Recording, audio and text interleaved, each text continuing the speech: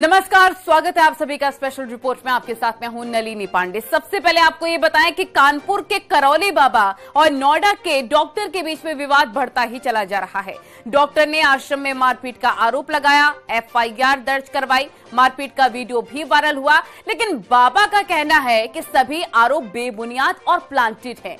देखिए डॉक्टर के बड़े आरोपों पर बाबा ने क्या कुछ सफाई दी है।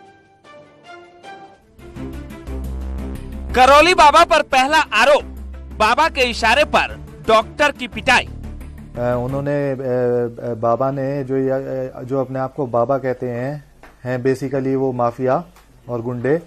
इन्होंने जब इनकी दाल नहीं गली और ये मेरे सवालों का जवाब नहीं दे पाए तो उसके बाद फिर इन्होंने अपने गुंडों को इशारा कर दिया अपने फोन से मैसेज करके, और उन्होंने मुझे वहां मारपीट करनी मेरे साथ शुरू कर दी। और उसके बाद मुझे लोहे की रॉड से, लोहे के कड़े से, लात घूसों से मारा, और इतना मारा कि मेरी ऑन द स्पॉट डेथ भी हो सकती थी। वो तो भगवान महादेव का आशीर्वाद मेरे साथ है कि मैं बच गया। डॉक्टर का आरोप है कि आपने उनके साथ मारपीट की और अपने सुरक्षा कर्मियों से उन्हें पिटवाया है, क्या कहें? बिल्कुल झूठ है। सारे लोग देख रहे हैं, सारे वीडियोस दिखाए जा रहे हैं। जो भी कहीं कोई हमारे सुरक्षा कर्मचारी नहीं है, कोई सुरक्षा कर्मचारी लोग कोई मारपीट नहीं की, न किसी से मारपीट करते हैं। पिछले 23 साल से आश्रम है, यहाँ आश्रम का इतिहास है। पिछले 23 वर्षों से किसी के साथ कोई हल्की सी मारपीट की कोई घटना भी नहीं है, न कोई एनसीआर तक नहीं। किसी थाने में, लोकल थाने पता कर सकते हैं, कोई भी एफआईआर एनसीआर तक नहीं है, एप्लीकेशन भी नहीं है, तो कुछ भी नहीं है। एकदम झूठ है और ये प्लांटेड है। पूरा षड्यंत्र के तहत किया उन्होंने, जानबूझ के किया है करके, ताकि दरबार बदनाम हो और साधु संत और आश्रम और सनातन धर्म बदनाम हो। आरोप नंबर 2, करौली बाबा ने अपशब्द बोला। खुद ढोंगी हैं और जो इन्होंने मेरे लिए अपशब्द यूज किए हैं, मैं इनके खिलाफ मानहानि का मुकदमा दायर करूंगा। यहाँ जो आएगा, जिसको जो बीमारी होगी, बताता है दरबार कि आप में पागलपन है, या आपके शरीर रीढ़ की हड्डी में दर्द है, या आपके पैर में दर्द है, या सिर में दर्द होता है, ये तो बताया जाता है। पूछते हैं मुझे क्या कुछ बताया जाता है उनको। देखिए, एक बीमार आदमी को खड़ा कर दिया उन्होंने, तो उनके पिताजी को खड़े होकर बात करनी चाहिए थी कि मेरे बेटे को समस्या ये है।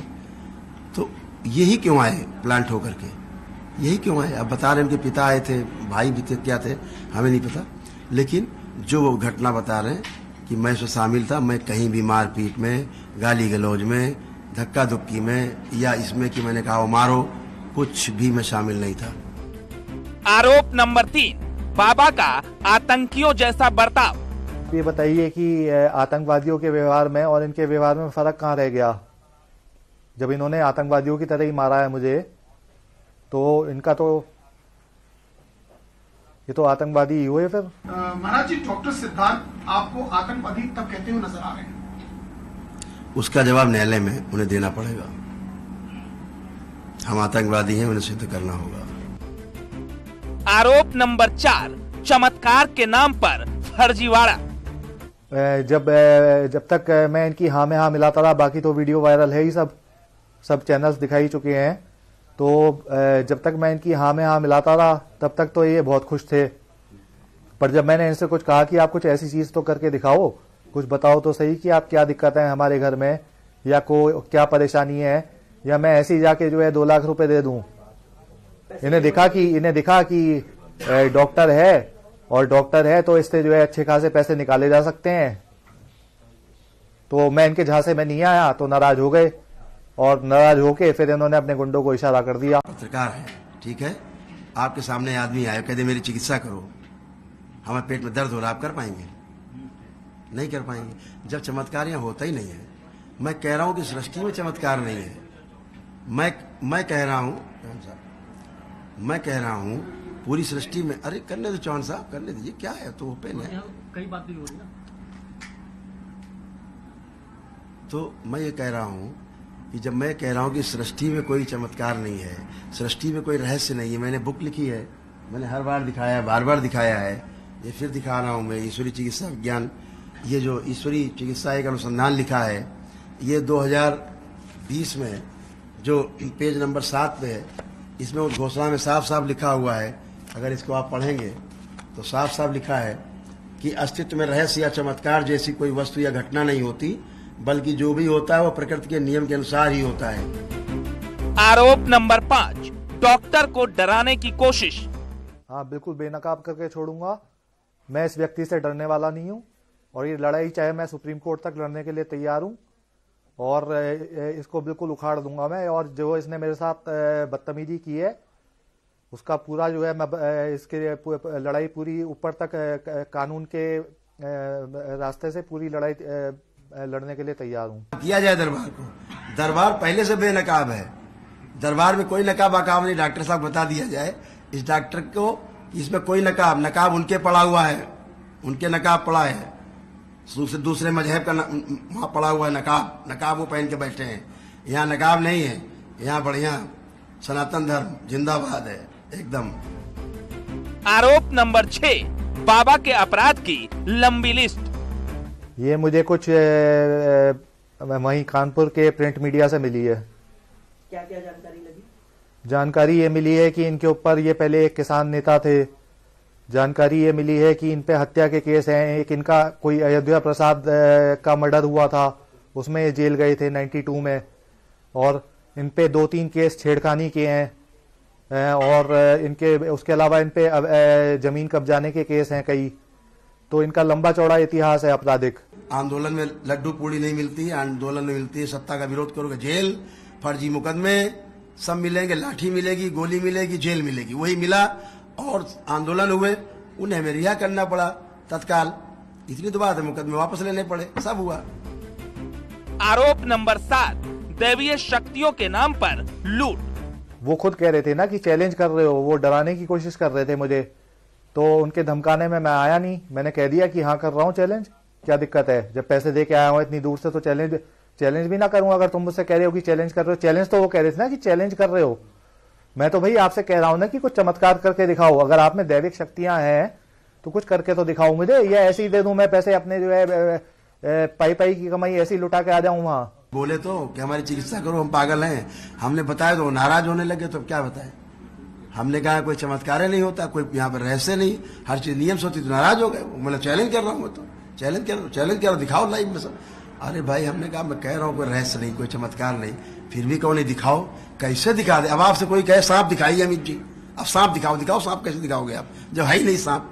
तो यहाँ कोई चमत्कार नहीं है, कोई जादू टोना नहीं।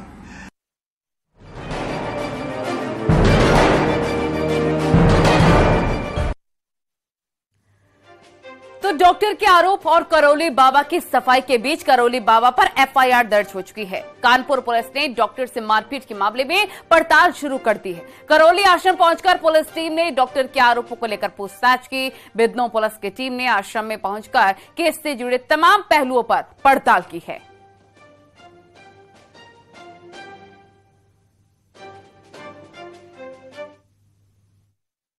करौली सरकार के आश्रम में डॉक्टर के साथ हुई मारपीट के मामले में जहां एक और पुलिस ने एफआईआर लॉन्च की, उसके बाद पुलिस भी अब जांच में जुट गई। आप देख सकते हैं पुलिस के 2 ऑफिसर्स यहां मौजूद हैं, कहीं ना कहीं यहां खड़े हैं और ये विद्रोह थाने से रिलेटेड है। इस दोनों ऑफिसर्स यहां आए। सर आप किस थाने से हैं सर?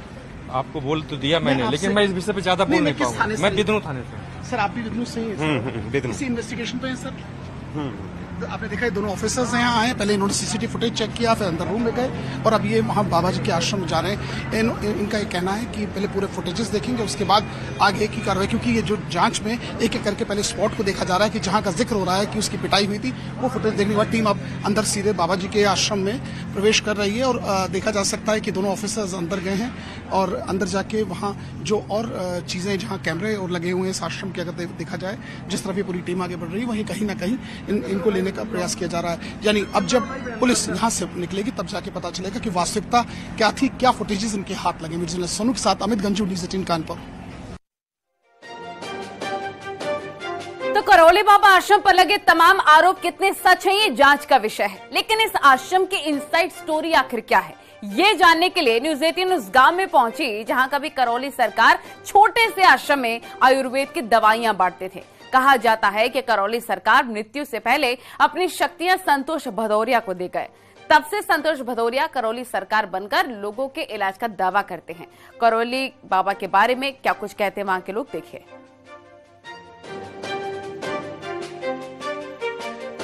सरकार की इनसाइड स्टोरी क्या है, उसको जानने के लिए न्यूज 18 की टीम इस टाइम करौली गांव में है। करौली एक पुराना गांव है, यूं तो ये काफी पुराना गांव है और शायद ही इसे सब लोग जानते हैं हो या नहीं, मगर यहां आश्रम बनने के बाद से इस गांव का नाम भी अब देश विदेश में लोग जानने लगे। आखिर इसकी क्या बैक हिस्ट्री से जानने के लिए गांव वाले हमारे साथ है। सर क्या है इस गांव, कितना पुराना ये गांव है, क्या है बताएं सर। गांव की तो मैं ये नहीं बता सकते कितना पुराना है यहाँ। कब से आप लोग रह रहे हैं? मेरी एज जब तक तब तक मैं रह रहा, हमारे बाप बाबा और मतलब कहाँ तक के लोग रह लिए इसमें ये मेरे को मालूम नहीं है। अच्छा हाँ। सर जब से ये आश्रम बना तब से कितना यहाँ चेंज आया है बताइए पहले तो। गाँव में आश्रम बने से गांव में भीड़ भाड़ अच्छा रहता है। यहाँ पर कोई मतलब साधन नहीं था, जब से आश्रम बना तब से पूर्णतः साधन यहाँ होने लगे, नहीं तो पैदल जाना पड़ता था। अच्छा हाँ, साधन बड़े। हाँ साधन बड़े हैं आश्रम की वजह से।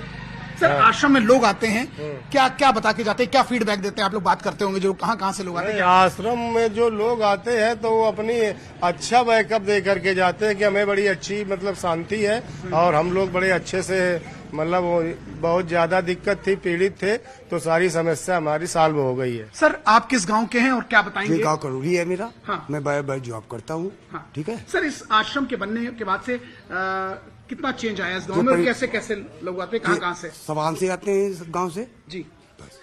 सर कब से ये आश्रम बना है, कुछ आइडिया है? 2001 से। अच्छा, उससे पहले क्या था यहाँ? ये गाँव था। उस जगह क्या था?